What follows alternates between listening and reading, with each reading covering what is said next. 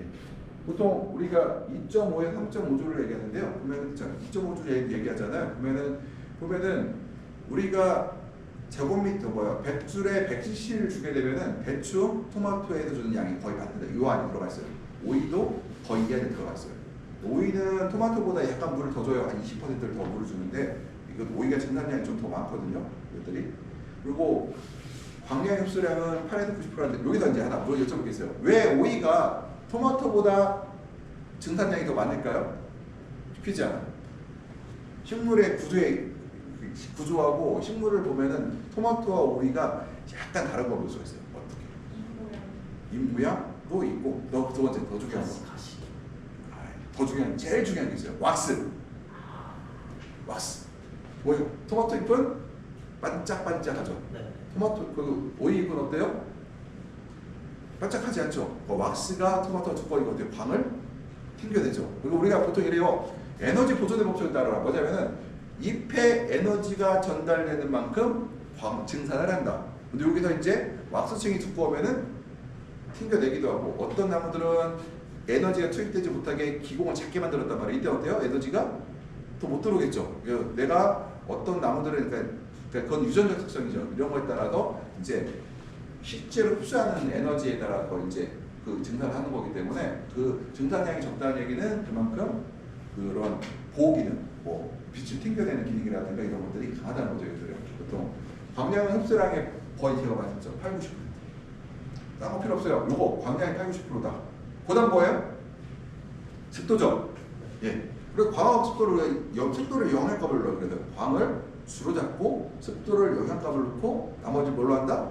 비례잖아요. 그냥 내가 비례를 어떻게 알아? 그냥 영향값을 주고 광량물을 주로 주고 영향값은 좋은 환경적 영향값부터 습도 영향값을 줄 수가 있는데 여기까지 하고 나서 바로 뭐로 한다? 바로 무게로 잰다. 여기서 또 습도 영향값 없어도 상관없어요. 왜요? 이것도 습도도 10에서 20%죠. 얘도 기타로 어떻게 포함할 수 있어요.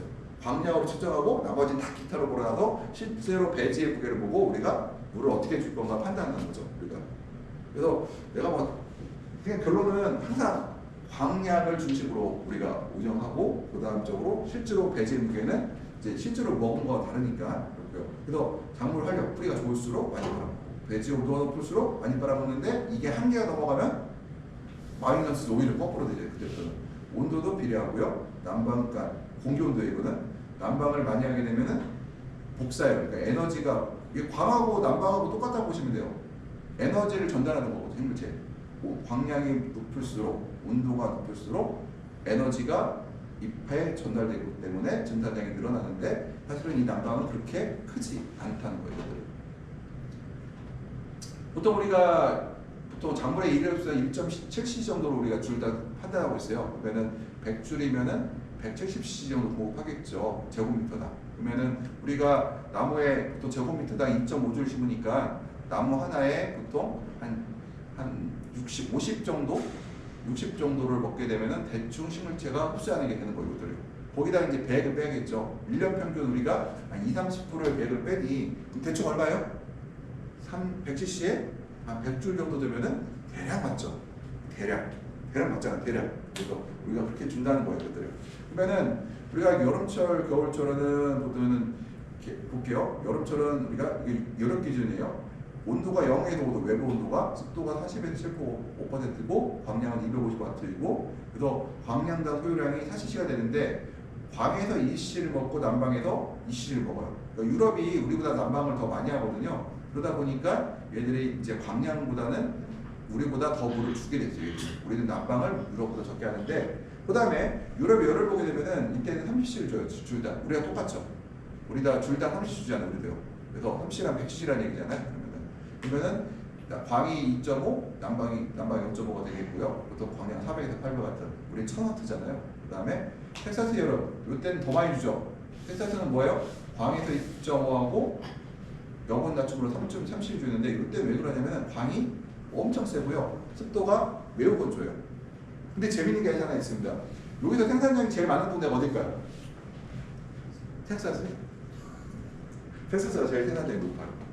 여기가. 왜 그러냐면 습도가 있는데 얘네들은 텍사스가 이제 조금 이제 뭐라고 해야 돼요? 건조기이긴 한데 물은 많거든요.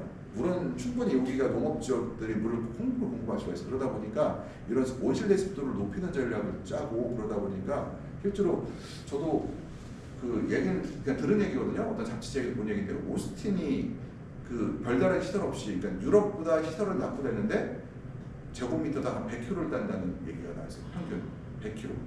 제곱미터당 100km. 엄청나죠. 왜냐면 겨울에 광이 좋으니까 또 여기가 100km도 딴다. 근데 볼게요. 여기 볼게요. 습도가 30%잖아요. 온도가 높고 온도는 뭐 온도가 우리만큼 뭐 엄청 높진 않대요. 근데 여기다 왜 이러냐면은 습도가 낮은데 그 얘기는 좀 뭐냐? 외부 습도 얘기거든. 여기 온실 습도 얘기하는 게 외부 습도가 낮아요. 그 얘기 뭐예요? 잘 빠져나. 외부 습도 낮으니까 온실 내부 습도가 시골이 막 증산을 해요. 그럼 어때요? 온도가 온실 내가 온도 어때요? 떨어지겠죠. 외부가 들어오면은 볼게요. 내부가 식물이 증산하고 해를 많이 받았어. 왜 에너지가 많이 쌓이겠죠. 근데 외부 에너지가 거의 없어요. 별로. 그럼 어때요? 딱 바뀌어버리면은 온실 온도가 잘 안 올라가겠죠. 그 제어가 쉽다. 뭐냐면은 온도가 높은데 광량은 세긴 한데 습도가 낮아버리니까 어때요?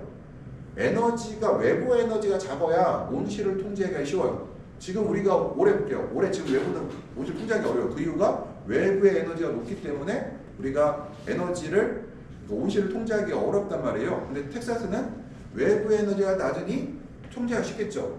그러면은 중동하고 뭐 어떤 차이가 있느냐, UAE하고 어떤 차이가 있느냐. UAE 까따르는 생각보다 습도가 낮을 것 같잖아요. 안 낮아요. 걸프만 지역이죠. 바닷가가 옆에 있어요.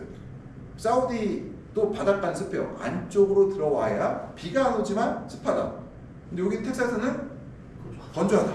그리고 물은 충분하다. 그 얘기는 어떻게 해요? 굉장히 제어가 쉬운 조건이에요. 그래서 그러다 보니까 저도 오스트리아 한번 가보고 싶었어요. 왜냐면 이것 때문에.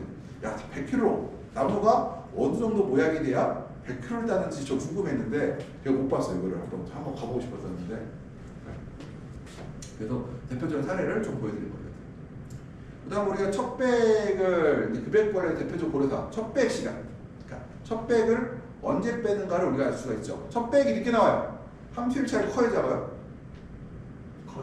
크다는 얘기죠. 내가 예를 들어서 오전에 100줄에 170을 주고 있으니까 예를 들어서 아침에 1추로 계산해서 100줄에 한 번씩 1추로 커튼 걷고 나서 100줄에 110을 줬더니 예를 들어서 오늘은 11시에 물이 나왔고 내일은 11시 30분에 물이 나와요. 그러면은 오늘보다 내일이 저녁 함수율이 떨어졌다는 얘기를 들어요. 우리가 그걸 볼 수가 있겠죠. 그래서 함수일체가 오늘은 근데 내가 이를 여쭤볼게요. 지금 11시에 물이 빠지고 있는데 내가 세력이 너무 강해요.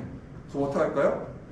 물을 좀 일찍 꺼놔서 배액을 더 늦게 나오게 할 수가 있겠죠. 11시 반에 나오게 하겠죠. 그러면은 이 C는 올라가고 함수율은 주야가 함수일차가 커지고 반대로 내가 봤더니 너무 세력이 약하고 꽃만 많이 피는 것 같아. 그럼 어때요?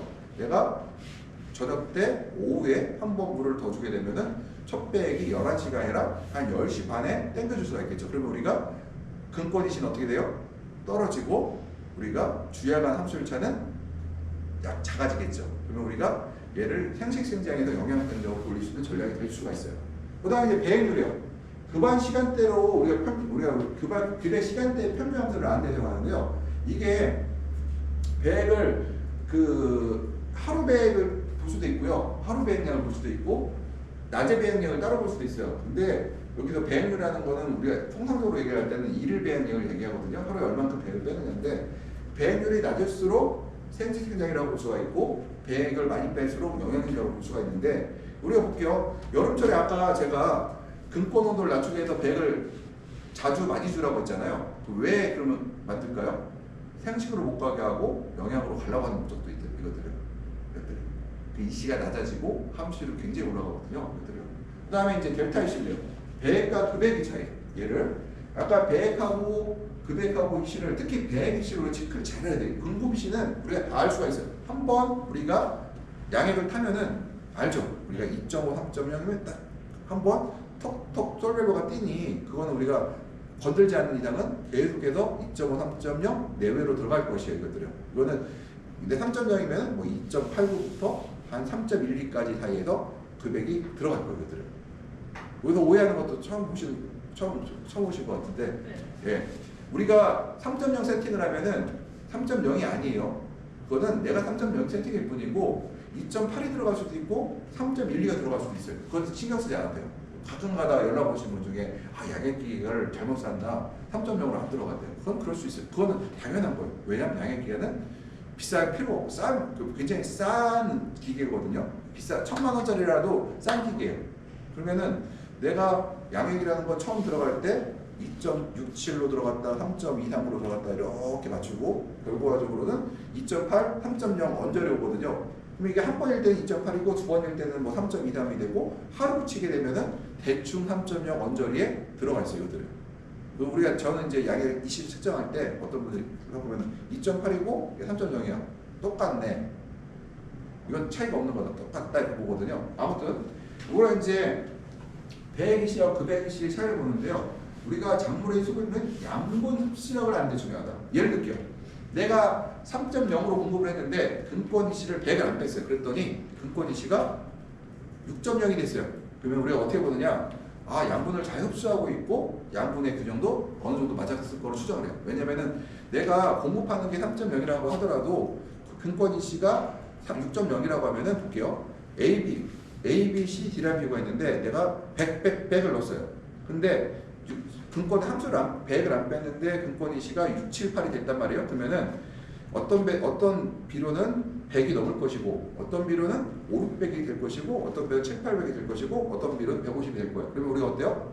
최악. 내가 공급하려고 했던 100 ppm은 전부 다 이상으로 들어가 있는 거죠. 배제 안에. 모든 비로가.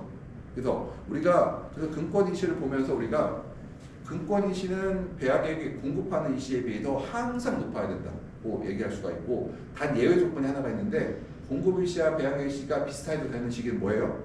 다량, 가외열량. 물을 잔뜩 뺄 때는 공급이시와 배양액이시가 거의 비슷하거나 같아도 상관없다. 또 정식 초기는 어떨까요?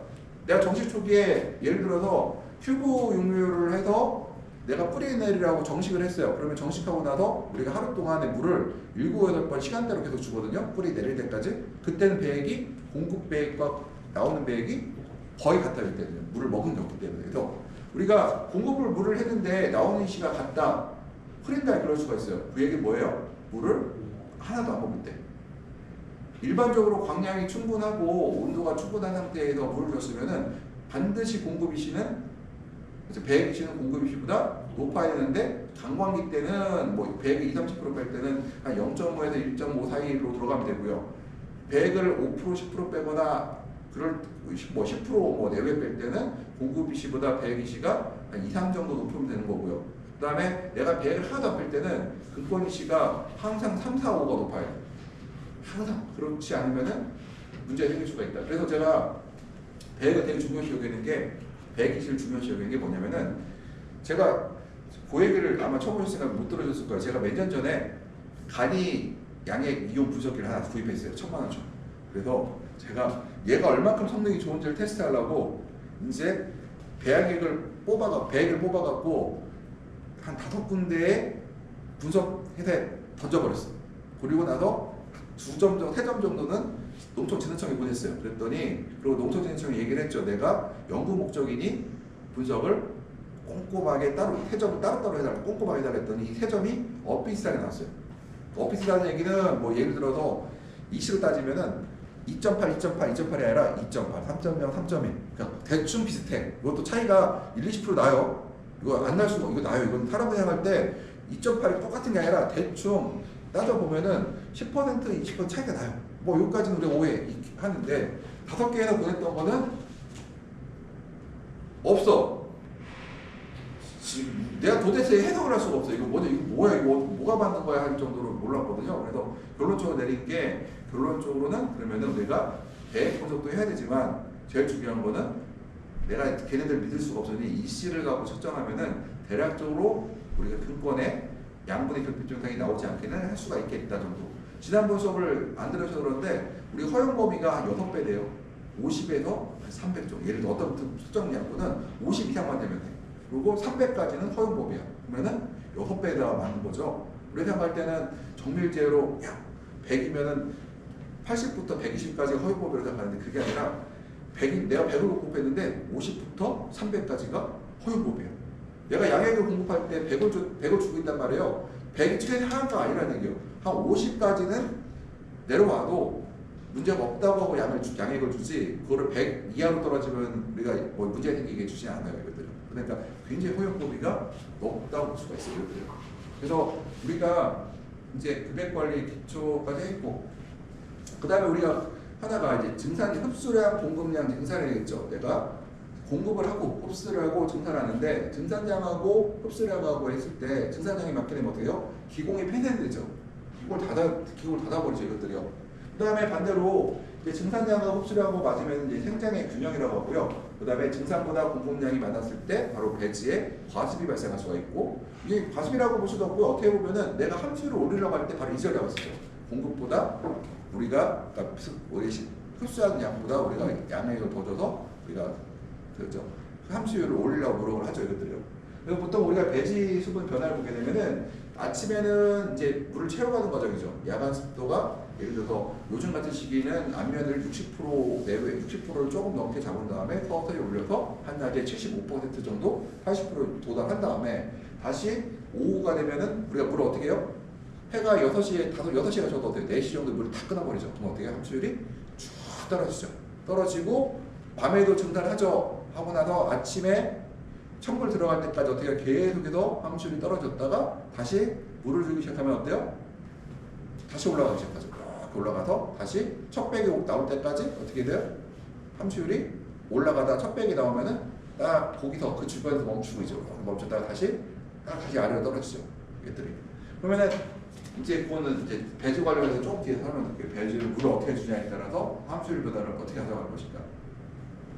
배지의 종류에 따라서 이제 다른데요. 이제 안면 볼게요. 보수성이 이제 물을 이제 어떻게 될까요? 물을 그러니까 지금 잘못됐어요. 뭐냐면은 여기 보면은 안면하고 펄라이트하고 지금 이 보수성 같은 경우는 안면이 지금 커요. 저기 중간 이거 바뀌었어요. 펄라이트하고 중간 지금 오타가 났는데 빨리 고쳐야겠네 빨리. 보수성은 안면 코이어가 제일 크고요. 물을 갖고 있는 능력. 그 다음에 안면이 중간이고 펄라이트가 가장 낮죠. 그 다음에 급의 간격을 보면은 코이어가 제일 길어요. 그 다음에 뭐죠? 그 안면이 그 중간에 끼고, 그 다음에 펄라이트가 제일 자주 줘야 되겠죠. 그 다음에 델타 C 같은 경우도 코이어 배지는 크게 관리하고요. 그 다음에 펄라이트는 작게 관리하고 안면은 중간적으로 관리. 이게 그러니까 상대적인 개념이에요. 왜 펄라이트가 위아래 바뀐 거야? 안면은 펄라이트가? 제가 막 봤었는데 내가 걔도 안 고쳤는데 많이 생각만 하고 있지. 이거를 생각 안 하게 바꿔봤지.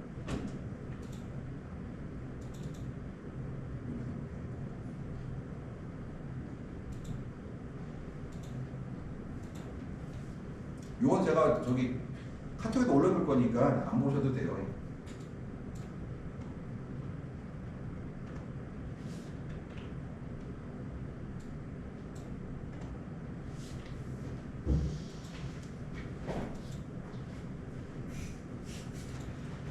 그러면 이제 그러면 여기서 여쭤볼게요. 왜 코이어 배지하고 안면하고 보게 되면은 그 어떤 특성 차이가 있을까요? 안면하고 코이어하고 누가 볼륨이 클까요? 그러면은 안면이 코이어 배지가 더 큰 코이어 배지 일반적으로 봤을 때. 그거는 왜 그러냐면요. 보수자가 물을 갖고 있는 능력은 코이어가 뛰어난데 하나 다른 점이 하나 있어요. 그 물을 갖고 있는 능력하고 식물이 먹을 수 있는 물은 달라요. 식물이 먹을 수 있는 물은 안면 같은 경우는 물을 7, 80%를 내가 갖고 있으면 거의 갖고 있는 물을 다 줘요. 코이어 배지는 그렇지 않다는 거죠. 내가 갖고 있는 물만 중에 일부만 식물이 먹을 수 있고 일부는 그냥 갖고 있는 물들이에요. 그래서 코이어 배지가 안면보다 볼륨이 크고 펄라이트는 더 커요. 왜 그래요? 물을 갖고 있는 것 자체가 거의 없다 보니까 그렇고 여기 보게 되면은 펄라이트 안면 코이어 중에서 델타 C라고 하죠. 그러니까 보면은 코이어가 보통 우리가 코이어를 크게 만들고요. 안면이 중간이고 펄라이트가 델타 C가 작은데요. 이 이유가 있는데 코이어 배지가 영양생장이 안면 배지보다 더 잘 돼요. 그 다음에 펄라이트 안면이 펄라이트보다 영양생장을 더 잘하는 편이에요. 그럼 어떨까요? 우리가 델타 C를 크게 줘야 어떻게 돼요? 안면이 코이어 배지가 영양생장으로 안 가고 중립에 있겠죠. 반대로 앞면은 그 중간일 테고